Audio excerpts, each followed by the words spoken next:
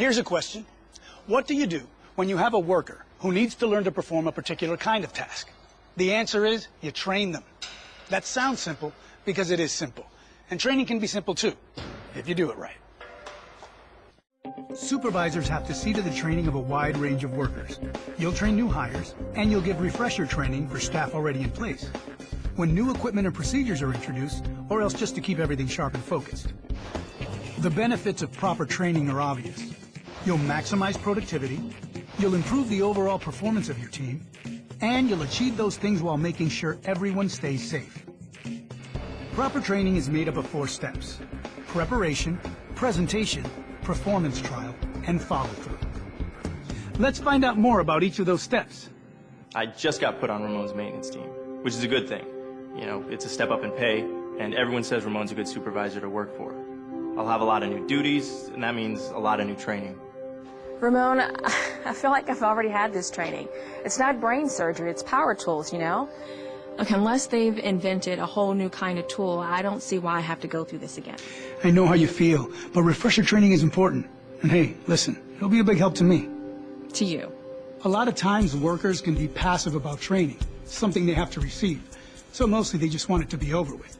But if you can make it feel like it's something they have ownership of, it can take on a new light for them. Franklin is going to be in the session with us, and you know this is all new to him.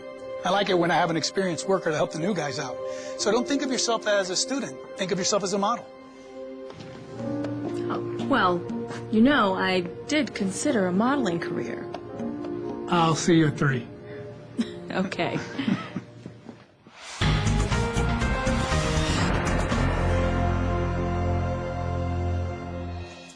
For effective training, preparation is the key. And the first part of preparation is to develop learning objectives. What are the skills we're actually training? To help me identify these objectives, I use something called the SMART technique. The S is for specific.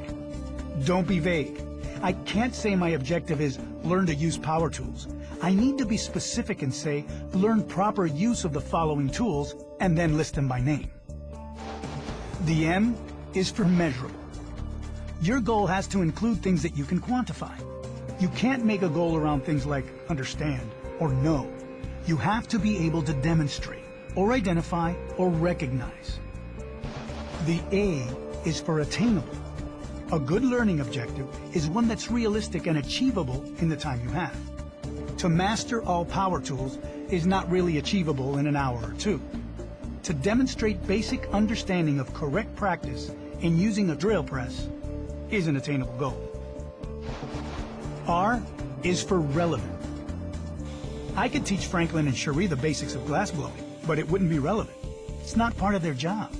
Don't waste your people's time teaching them anything that won't make them more productive or safer or both. T is for timed. Set a target time for the objective to be fully achieved. Don't live in the world of, well, that's a good start. You'll get the hang of it. Make a decision about a realistic time by which the goal will be met, and make it happen. Determine a SMART learning objective, and you'll find that a lot of your preparation is taken care of.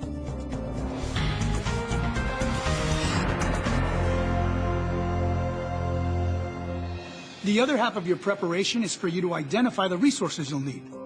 Some kinds of training need a quiet room, or a projector, or lots of open space, or more than one trainee. Ask yourself, what do I need for this training? Then make sure you can have it in plenty of time.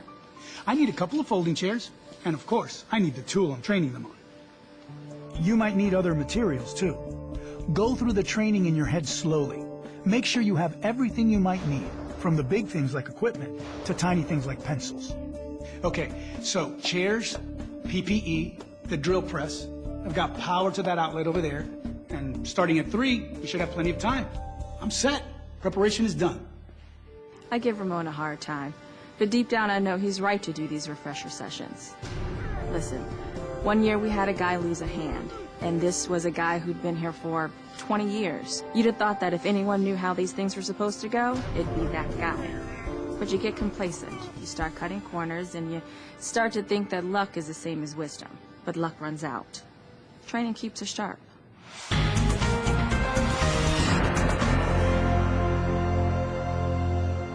The training actually begins with a presentation of the skills you want them to learn. Presentation doesn't always mean people are on a conference table watching a PowerPoint. Think of it as an actual step-by-step demonstration of the skills to be used. When operating a drill press, you should always wear safety glasses. Also, this drill press isn't very loud, but when you're in an environment with dangerous noise levels, you should always wear hearing protection too. But it's more than just a demo of the tasks. It's got to be a structured presentation with specific places where you pause for questions and involve the trainees. You have to keep them engaged. It sounds like a simple thing, but it made all the difference in me feeling comfortable with things. Ramon went step by step and made sure I was clear with everything he said. And he had Cherie share from her experience. That was good. If it had been big groups, I wouldn't do refresher training and newcomer training in the same presentation. But with only 2 people there, Cherie's presence gave me the chance to involve her as almost an assistant trainer. It took advantage of her knowledge, and it helped keep her engaged. Cherie, can you tell Franklin what I did wrong there? You weren't wearing your eye protection. Exactly. Always wear your eye protection. Sorry. I was like, oh joy, I get to learn about the drill press that I already know how to use. Boring. But then Ramon started getting me to kind of help him. It's weird. When you have to actually explain something, you have to understand it that much better. It was good. I guess thinking like that is part of what makes Ramon a good supervisor.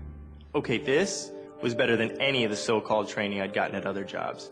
You know, Ramon told us what to do step by step, and he told us how to do it, and the best thing was, he told us why. With Ramon, the reasons for each step were all about safety, and he knew them, and he made sure we knew them, and that makes me feel like I matter to this company. Once you've explained and demonstrated the correct procedures, it's time for what's called a performance trial. This is where you ask your trainees to perform the task. You can give immediate feedback, and you'll know if anything was misunderstood. Again, I had the advantage of a small group, so I could structure the performance trial in steps.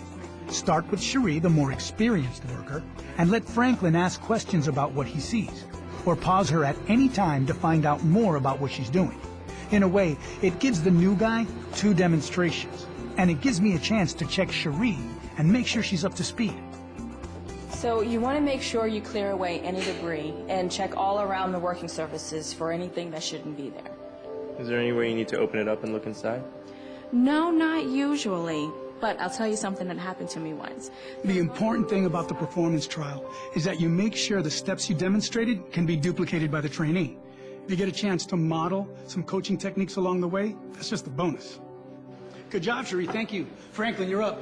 Cherie, I'd like you to watch him and note any feedback you may want to give him, but don't interrupt him. Wait till he's done. Okay. You get a little nervous when it's your turn, but I like that they don't stop you to fix things. You know, when people do that, you don't really learn to do it yourself. If there's an error, you identify it, fix it, and run the trial again. You do it as many times as you need to get it right. Total understanding. No mistakes. That's the goal. Safe and productive. Those are the results when you hit that goal. It was really good. I feel totally competent on all the equipment now. It's because I had the chance to make mistakes without it costing anybody anything. I mean, I had all the help I needed and as many tries as I needed to get it right.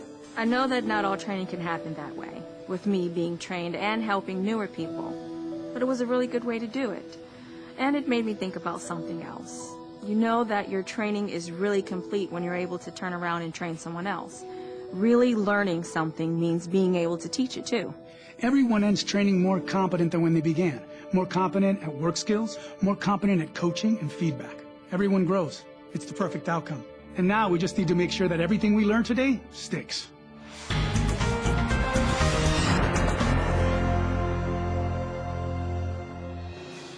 Once you've done the one-on-one training, you need to make sure that it really sunk in and that it has become a part of that employee's everyday working habits. For more complex skills, this follow-up might take the form of separate written or performance assessments. Other skills might require little more than simple observation and feedback. After I watch Franklin for a few minutes, I'll be able to give him any feedback he might need. And if everything is perfect, I'll tell him that too. Workers need to hear it when they're doing everything right. Ramon had already explained he was going to be around in a week or so, just to make sure I was doing everything we had talked about, which is fine by me. I mean, you get a little nervous with someone watching over your shoulder, but I get it. he's got to check my work, and I got this stuff down. Franklin, you see that? Check, check, check, check, and check. Everything checks out solid. You did perfect. Great job. Thank you. I'll assess him again in 3 months or so. In the meantime, we'll identify other equipment that he needs to be trained on. The training cycle should never stop. That way, your people never stop improving.